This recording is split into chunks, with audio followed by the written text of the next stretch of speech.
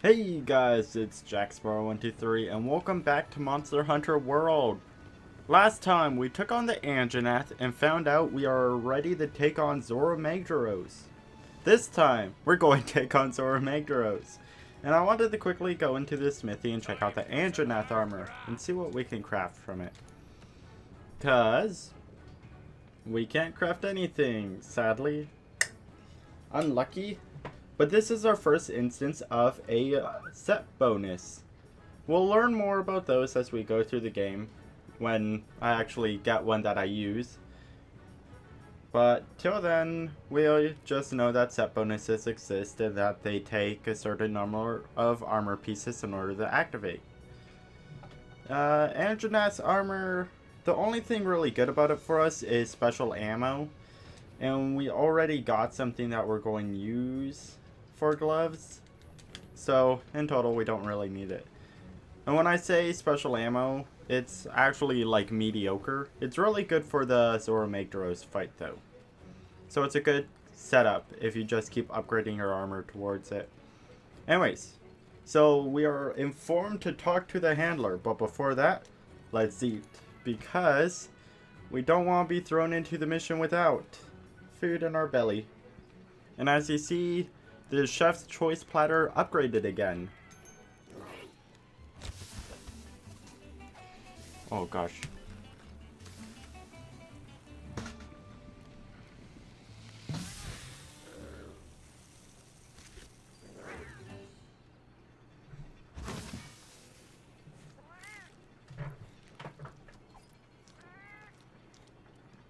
Looks like a good dinner for Thanksgiving Day.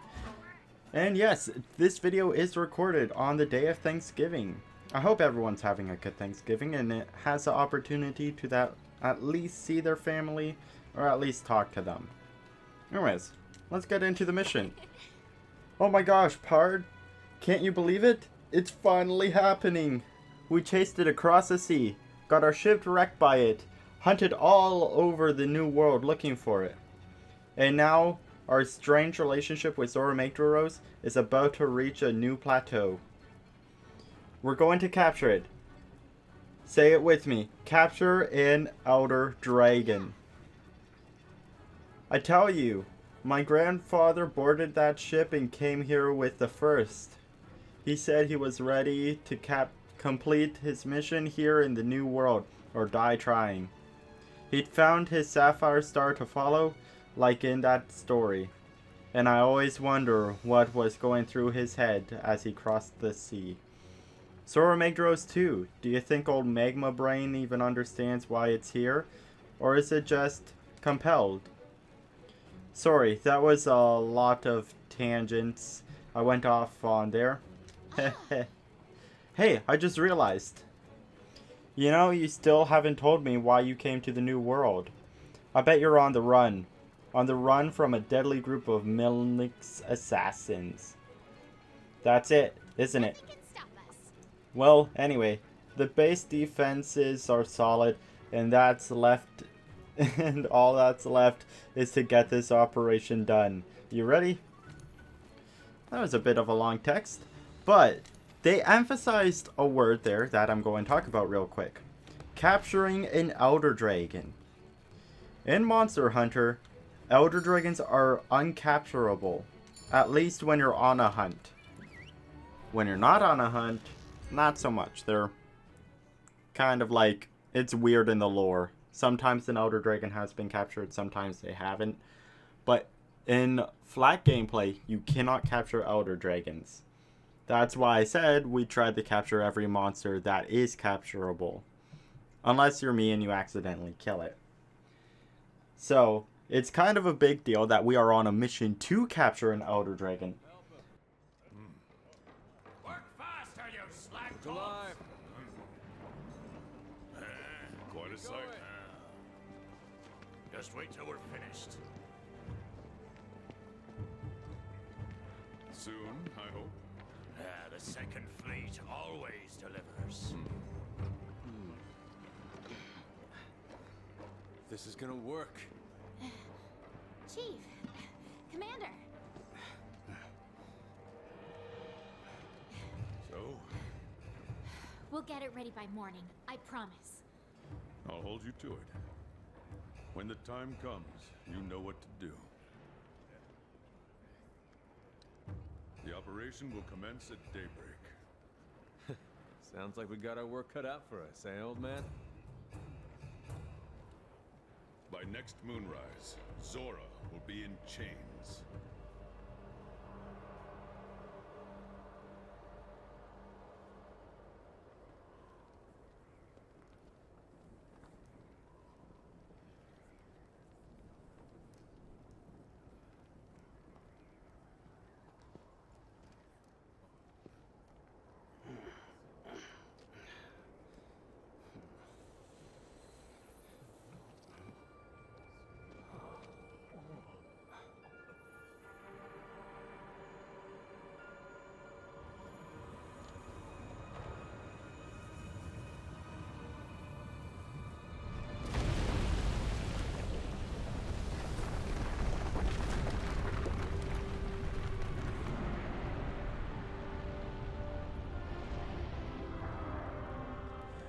Get to your posts now!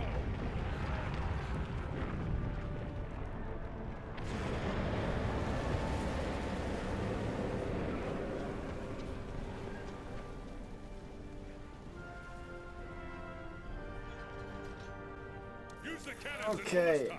Wear the beast down. So this is our start of Zora Magdaros' fight. You've been wounded. Retreat to the rear. It's a little boring, not going to lie. We just grab these cannonballs here and we put them in. Run back to the cannonball. Run back to the cannon. And each one of these can hold up to 5 cannons. Cannonballs, that is. Not actual cannons. I don't think those would fit if you tried to put a cannon in a cannon. But that would be a cannon, wouldn't it? Anyways, so we just plop it in here, make sure the cannon's pointing, and bop, bop, bop, bop, bop.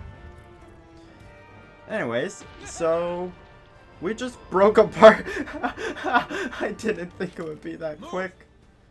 We're max on ballista. So we've got cannons, we've got ballista. Oh. And the NPCs will automatically load these for us and we can use them. This is also our first instance of a monster's theme. Zora Magdaros is the only monster we fight so far that has its own custom theme. Later in the game we'll get different ones. Anyways, we don't want to shoot his head, as you see. We want to shoot that belly of his. A good 40 damage per shot, because that's one of his weak points. Anyways, I'm going to be doing the Zora Magdaros fight, and I'll leave Future Jack, not so Battle Junkie Jack, to explain some stuff and to talk. Because there's a lot to go on about here. Thank you very much, Battle Junkie Jack. Okay, so this fight's going to take a while, so I'm going to speed up the footage while I talk, and I'm also going to be talking about another subject, which is weapon sharpness, which I'll get to when we get to the next part of the fight, where it's just a really long wait. So for now, this is Zora Magdaros. He is one of the largest monsters in Monster Hunter history, period. He is the largest monster in Monster Hunter World, which can be pretty obvious. His habitat is a great ravine in the Everstream, and his title is the Scorching Mountain Dragon. He is also our first Elder Dragon, which is a monster or being that is strong enough to reshape the world, or is a really big devastation to habitats. So it pretty much screws everything up when these things appear. It was introduced in Monster Hunter World, and its weakness is water and dragon element. Our first instance of a creature being weak the dragon element. And funny thing is, it's a dragon, so Pokemon taught us well with dragon being good against dragon. It is immune to fire damage, which should be plainly obvious with how it's spewing lava out of its body. And it will cause fire blight and stun. You can see I get smacked by him right on the face when I'm doing this, and that stuns me right off the bat. His behavior is aggressive despite not having many attacks against the player.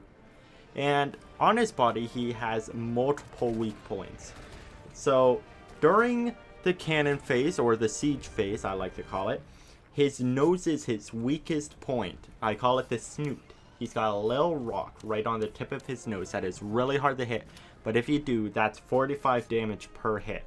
Next is his belly or stomach, which is 40 damage a hit, and lastly is everywhere else, where it's around 15 damage, give or take.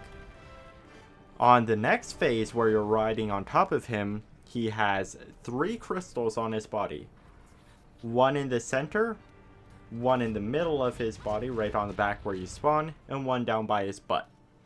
We break these, we do damage to him. He also has little rocks all over his body or world, where if we break them, we get increased drop chance for a very rare drop, which I don't think I got during the hunt. I honestly didn't check. He does fire damage, and here are a few notes you can know about him. While you are doing the siege stage, there are Barnos everywhere, which you see me literally go out of my way to try and kill. These things are little pests, and I hate them with a burning passion. If you are shooting on a ballista, they will fly right at you and not give you a chance to dodge. They'll chase you, they'll do all of these things just to mess you up. And I figure it's a way they decide to make Zora Magdaros a difficult fight. Which it doesn't really make it more difficult, it just makes it annoying. But it does make sense since the Barnos live on Zora Magdaros, so they're trying to protect their home. While also on Zora Magdaros, we can mine Dragon Fang crystals, which I do throughout the entire fight. I honestly get bored and just start mining them and looking for them. Now, another interesting thing about Zora Magdaros is he is the first and only monster to be immune to every single ailment. So don't try to poison him, don't try to blow him up with like blast. Don't try to stun him, paralyze him. All of those things won't work on him at all. Now, another thing is, we'll talk about this when we get into a later fight with him, which, yes, spoilers, we do have to fight him again. There are stalactites, and it is very smart to, after destroying the middle crystal, climbing up the volcano side instead of going to the butt side, and shooting stalactites in order to get extra damage off to him. We'll see that when we get into the next hunt. Some more interesting facts are inside of the Guiding Lands, which is a place we won't visit till the very end of the series. You can find a Zora Magdaros skull in a Zora Magdaros shell, meaning that the Zora Magdaros has died in the New World before. Another interesting thing is, if you look on the screen right now, you can see the concept art of Zora Magdaros without its shell on. You can see these wing-like appendages, which are used to hold his shell, help open and close it, it kind of explains how he's closing his shell and opening it so many times. So, honestly, I don't enjoy the siege too much. I'm going to start kind of rambling because that was all of the facts I can talk about Zora Magdaros for right now. We'll talk about some of them a little later. He's kind of like, he just slowly walks around and it's a big pain to hunt him because it's such a time waster, and his armor is like, it's good early game, but once you get the end game, it's kind of like, not even end game, I'd say mid game, it becomes useless. Or not quite useless, but it gets outmatched by everything else. Anyways, so hopefully that was enough of a time lapse for me to have skipped ahead in the hunt a bit till I'm riding him. And I'll just wait till later to explain the Sharpness part, where I'm just running around on Zora Magdaros shooting stuff. Anyways, see ya! Oh yeah, look at them hits. Perfect. Okay.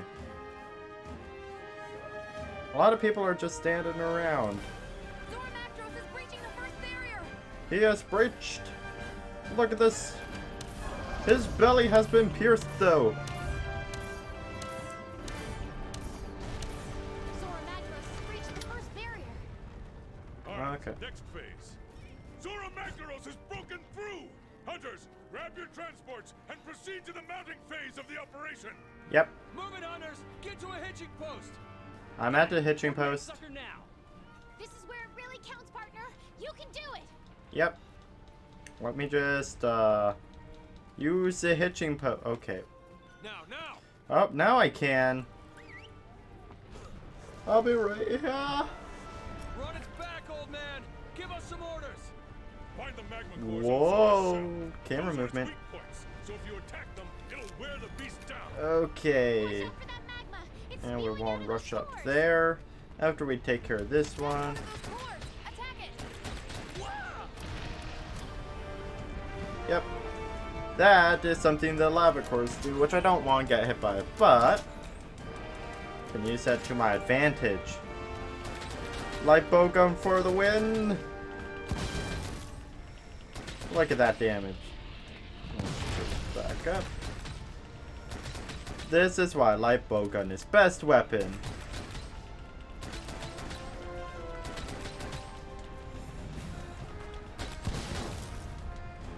And bop bop bop. Bop bop bop. Core destroyed. Boy, Zora Magdaros didn't Ow. miss out one bit. Good. Find the Jeez. next one. I broke the lava core. Don't sass me. I'm going to need full HP for this next part.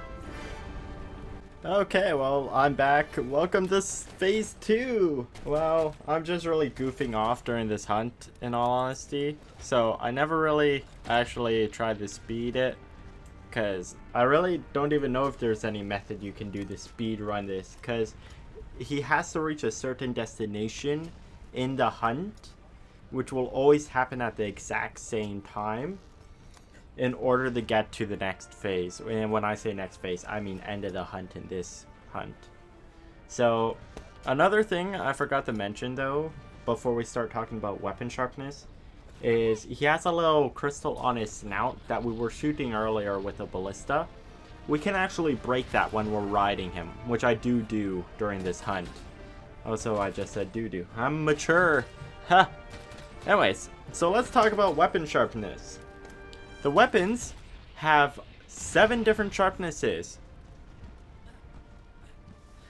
One of them being red, orange, yellow, green, blue, white, and purple.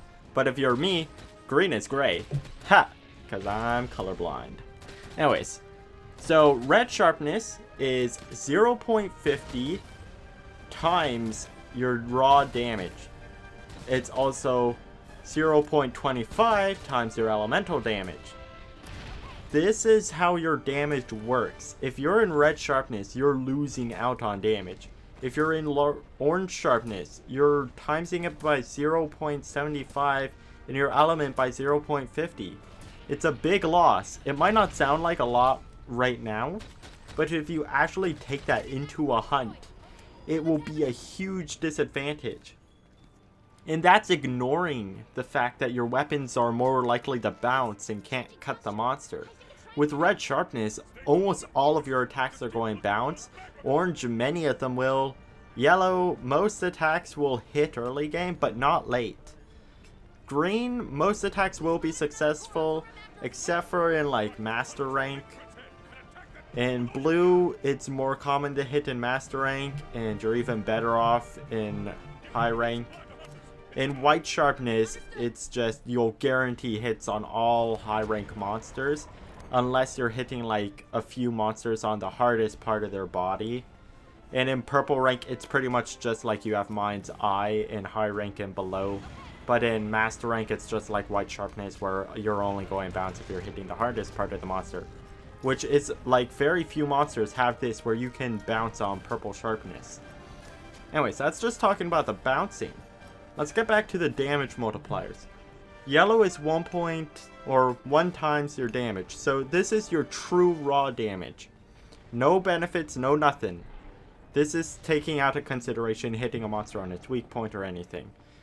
The element, on the other hand, isn't quite your true element value yet. That comes in green sharpness. And in red sharpness, you're timesing your damage by 0.15. If you have a calculator on hand, why don't you just quickly check out your weapon damage. It will help you out a lot. With blue, you do 1.20 times your damage, and element is 1.6. If you want to get technical, it's 1.0625.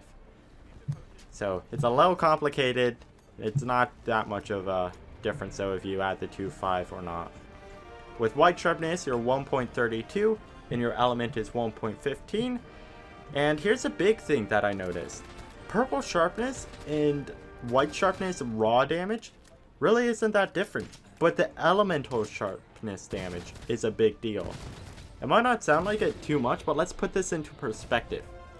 If you have 800 elemental damage and you're using a white sharpness weapon, let me just quickly pull out a calculator here for you. So let's take that. So 800 times 1.15, you're doing 920 elemental damage. But if we change that just a little bit to 25, that's a full 1,000. So it's not like it's no big deal. This is actually a big thing you can use. And this is why in a master rank, elemental damage is so important. We aren't going to see any of this with our ranged weapons, because ranged weapons don't have sharpnesses. So we don't have to really worry about bouncing or anything.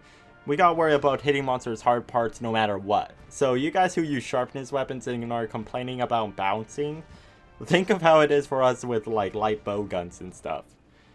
We're going to be bouncing off so many things late game that it's not even going to be funny. And the way we counteract that is by using higher tier ammo, which is more expensive to make and has higher disadvantages, like having a hard recoil, my bad, and deviation, which will mean our shots will go off course.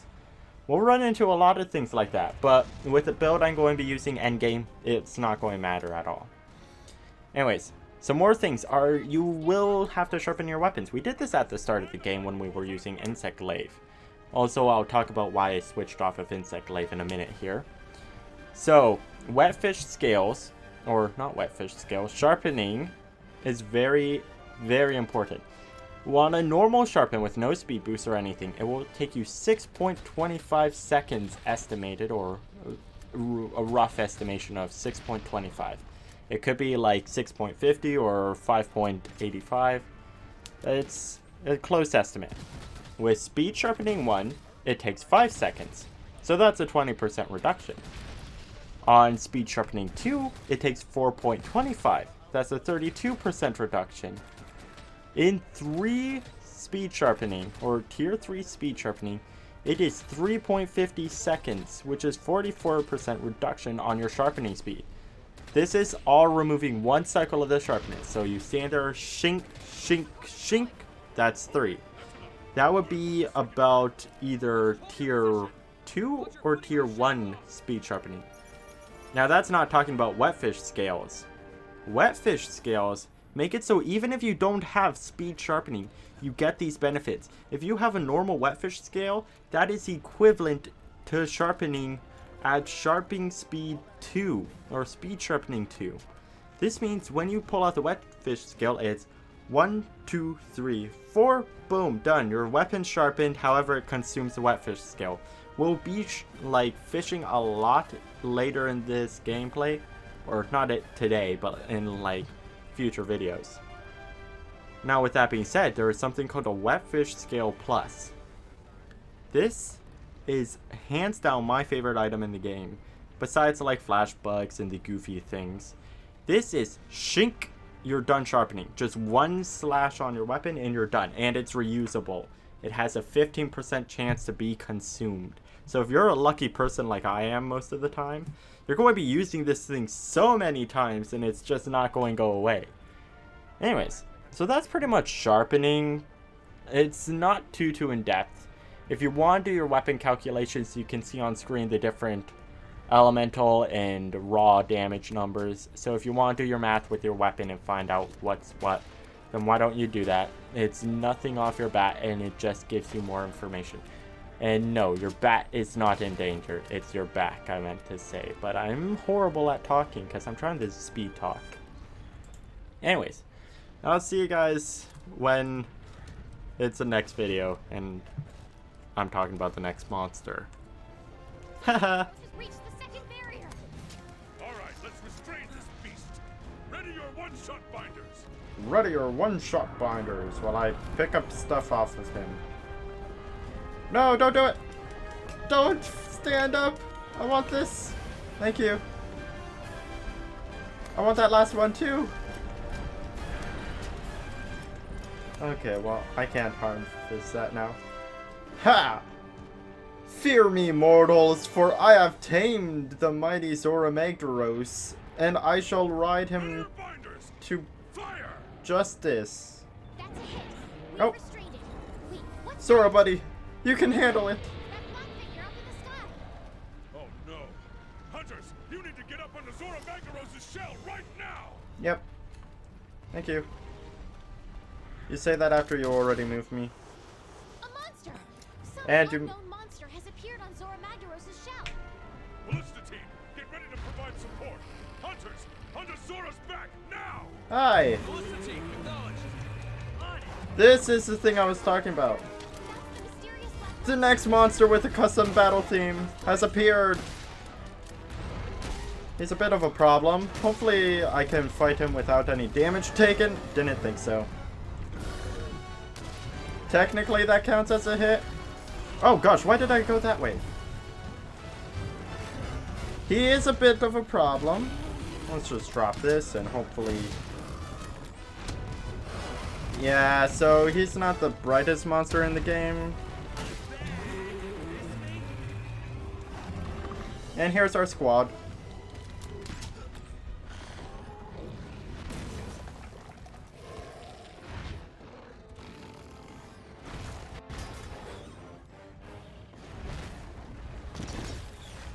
Come on, back in position now. Aim. Fire.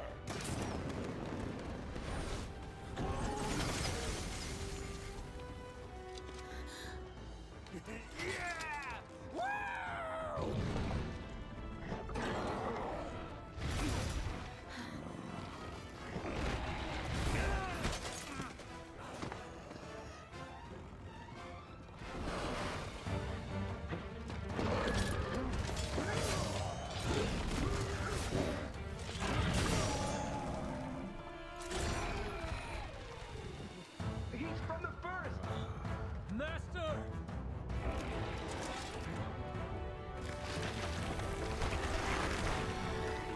No way.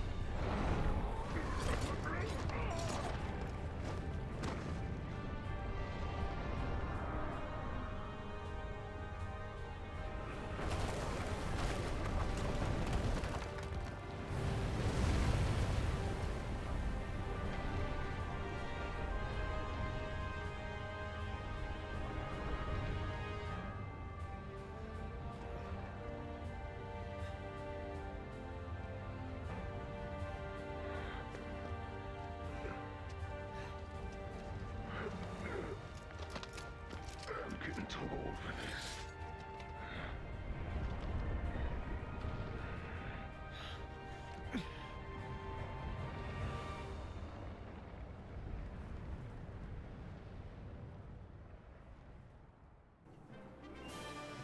Yay, victory! So after he walks away slowly, Zora Magdaros gets away. But he gives us some good rewards for it, so hey, I like it. Zora, keep running. That way I can keep getting good items. A new cutscene was added, and our Palico almost leveled up. That monster we saw was called Nergigante. I'm going to talk about him when it comes to him, not beforehand. So we're going to have to wait on him. The capture operation ended in failure due to the sudden appearance of a mysterious black monster, and Zora Magdaros disappeared beyond the Great Ravine. I really like this little loading screen, how it kind of like shifts between everything. It's really pretty. I was half thinking of making this my YouTube banner for the Monster Hunter World playthrough, but I decided against it and went for a basic Monster Hunter design, which is from Monster Hunter Generation Ultimate. So, yeah. Alright, gather round. Let's get council underway. First, your reports. Where do we stand right now? Since it reached the Great Ravine, we've lost track of it, sir. The situation has made it quite difficult for us. However, I think we have a chance to salvage the situation if we can pick up its trail on the other side. We've got some good news from the field team on that front. Tectonic movement from when Zora passed through created a fissure in the Great Ravine. That fissure is our ticket to catching up with the beast. There's no point. We exhausted our supplies during the last operation. Even if we did track it down, there's no way we'll be able to pull off anything of that scale. Then what should we do, Commander? We'll have to send a ship to the guild. A ship? But with the skies and seas the way they are. It doesn't matter. We cannot proceed without notifying the guild of the situation. We should send word and wait for their decision. Captain, can I count on you? Never you worry, sir. I've been watching the sea churn and waiting for my chance to tame her again. It seems that the fissure in the Great Ravine has not only given us a path, but an opportunity as well. Together, we're going to brave whatever lies on the other side and find Zora Magdaros' trail. Hunters, head to the Great Ravine as soon as you're ready. May the Sapphire Star light your way. Dismissed.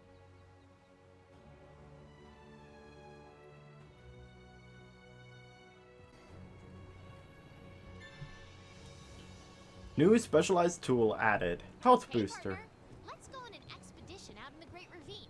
I'll tag along. And the expedition in the Great Ravine will have to wait till next episode. I've been recording for quite some time now, so I figure it's time we ended it here. I hope you guys enjoyed this video. If you did, please be sure to hit the like button and comment down below what was your favorite part. If you're ready for future videos, then why not consider subscribing? It helps out my channel and keeps you notified of future videos coming out. I know I keep messing up on my words. It's like I'm stuttering. Anyways, I'm JaxPro123. I'll see you all tomorrow. Bye!